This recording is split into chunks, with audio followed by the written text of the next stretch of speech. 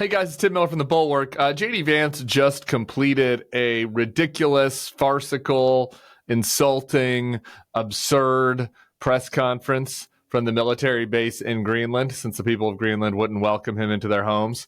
And I want to give you kind of an annotated breakdown of this, focusing at the top on his messaging on Greenland and Denmark, but then I want to get around to what he said about Canada as well at the end.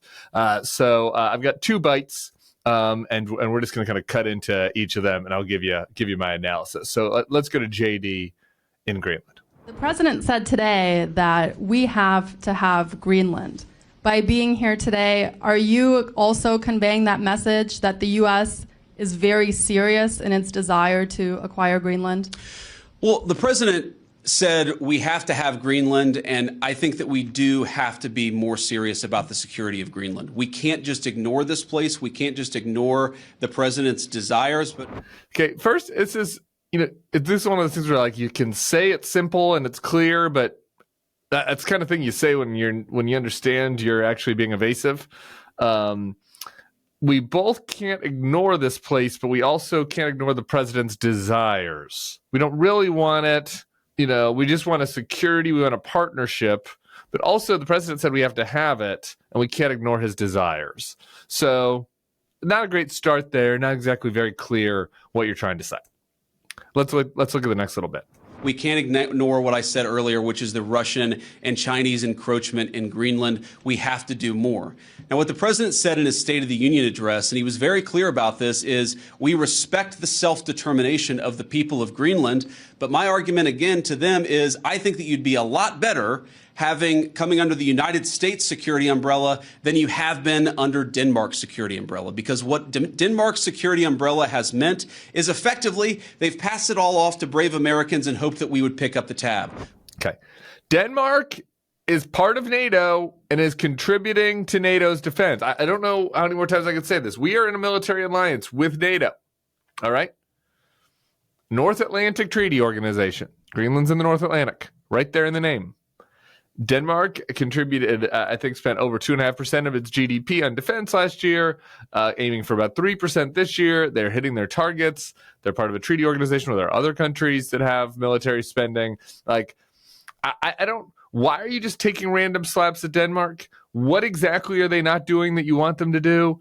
None of that is clear. It is just like high school bully spitball spitting at Denmark because she's the pretty girl, I guess. I don't know. Let's keep listening. We're simply saying to the people of Greenland, when the president says we've got to have Greenland, he's saying this island is not safe. A lot of people are interested in it. A lot of people are making a play. We know that America cares about the security of this island for the sake of the people of Greenland. What is he even talking about? Right now, the biggest threat to the people of Greenland is you, JD Vance. It's this fucking gringo that just flew to a military base with his national security advisor in their country and started making oblique threats about how he's going to take it over. You're the threat. You're saying the island is not safe. Who is the island not safe from? The island's not safe from you. You're the only person the island's not safe from.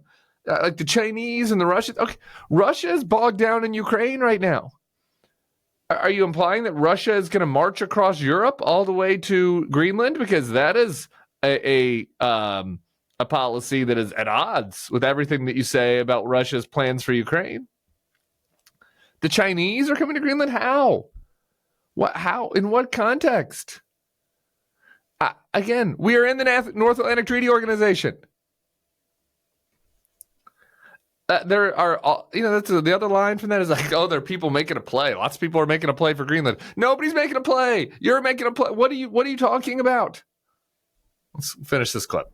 Our message is very simple. Yes, the people of Greenland are going to have self-determination. We hope that they choose to partner with the United States because we're the only nation on earth that will respect their sovereignty and respect their security, because their security is very much our security, as these brave Americans show.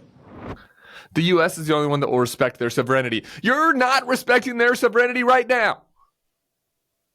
If you're in Greenland, why would you think that the U.S. would be the ones that would respect their sovereignty? I mean, why would you think that? The Europeans are respecting their sovereignty. Okay. The press conference goes on. I want to play a bit from another clip. President has previously not ruled out military force when he's talking about taking over Greenland, but your rhetoric today is more about encouraging the Greenlandic people to vote for independence. Do you think the rhetoric has changed about that, or what's your message there? No, I don't think it's changed at all. Look, the president has said clearly he doesn't think that military force is going to be necessary, but he absolutely believes that Greenland is an important part of the security, not just of the United States, but of the world, and of course the people of Greenland too. It's very simple. I think the president's been very consistent here from his State of the Union, from his inaugural address, and every public statement that he's made. This territory, Greenland, really matters for the security of the United States. Again, here we are once again with the president has been very clear. There will not be military force, but we might have to. It's like what? There's no clarity. This whole thing is unclear. This whole thing is a farce. Let's go back to the clip. It's extremely vulnerable right now. And if the people of Greenland were willing to partner with the United States, and I think that they ultimately will partner with the United States, we could make them much more secure. We could do a lot more protection, and I think they'd fare a lot better economically as well. This has to happen. You think the people of Greenland will ultimately want to partner with you? You guys couldn't find a single person in Greenland to have lunch with your wife.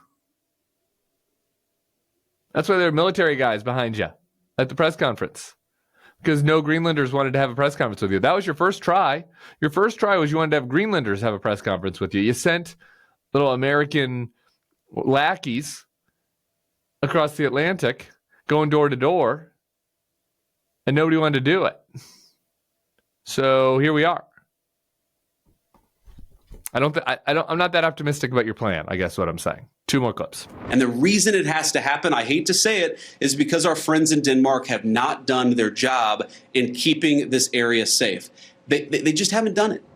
He attacks Denmark again here. And again, no details. What hasn't Denmark done? What is Denmark supposed to do? What do you want Denmark to do? You're just like taking free shots at our allies. People of Denmark fought with us in Afghanistan, in Iraq, in Africa. We're in mixed units with Danish soldiers in NATO. What are you talking about? What hasn't Denmark done? Let's listen to the final clip. It's very simple. For all of our friends in the American media who attack the administration for pointing out the obvious, what is the alternative? To give up the North Atlantic? To give up the Arctic? To China, to Russia, and to other regimes that don't have the best interest of the American people at heart? We have no other option. We need to take a significant position in Greenland to keep the people here safe, but to keep our own country safe too. What is the alternative to you co-opting Greenland to a hostile takeover of Greenland? I've got an alternative. How about Greenland stays exactly as they are, as part of the North Atlantic Treaty Organization, a country that is part of Denmark, that is included in our shared military obligations that we have with other liberal democracies in the Western world. How about that? That's the other option. Seems like a good option to me. There's no problem with the current option. You've not presented any evidence that there's a problem with the current option. All you're saying is that Donald Trump wants Greenland and that there's something wrong, which means we have to have it. It's nonsense. It's all nonsense. It's just as nonsensical as the argument about Canada. Let's play the clip of J.D. Vance talking about Canada. The tariffs. There's been some retaliation, some signals at least in the media that Canada is going to respond. Some of these others are going to respond to the president's tariffs. What's your message for Americans that are going to see costs increase on auto manufacturing, new cars, that kind of thing? Is it Buy America, or what's the message going forward there? Well, let me say a couple of things. First of all, for the Canadians, and we have many dear friends in Canada, and of course we love the Canadian people, but the Canadian leadership threatening retaliatory tariffs against the United States, as President Trump often says, they just don't have the cards. There is no way that Canada can win a trade war with the United States. There it is. Canada doesn't have the cards. What game are we playing with Canada where they would need cards? Canada is our northern neighbor. They're an ally. They're a trade partner. That's like, oh, the Canadians they don't have the cards. They can't get a trade war with us. You're the one starting the trade war. You're the one calling the ex-prime minister governor and saying that they should be the 51st state. You guys are doing it. You're the aggressors. What do you mean they don't have the cards? What cards? What game are we playing? Like, let's just have free trade between us and our northern neighbor. How about that? Let's not take random swipes at them and try to bully them. What is the point? What are we getting out of that? All the only result of this is suffering. Economic suffering, weakening of our alliances, and long-term limiting of American power throughout the world. So there you go. Heck of a job, JD. Looking great in that little sweater there. You're such a military man, JD. Pathetic. Subscribe to the feed. I've got more coming. I'll see you soon. Hey, YouTube fam. If you want to support the Bulwark, the best way to do it is by becoming a YouTube Bulwark Plus member. The Bulwark is truly independent. We have no corporate overlords. We're not settling any dumb lawsuits with Trump. By joining, you help support our work, and you can get a bunch of perks right here on this platform. Ad-free content, bonus videos, live streams, and some emojis of me, which I guess some people want. So come join, come hang out, become a Bulwark YouTube Plus member, and I'll be seeing you in the comments. So behave.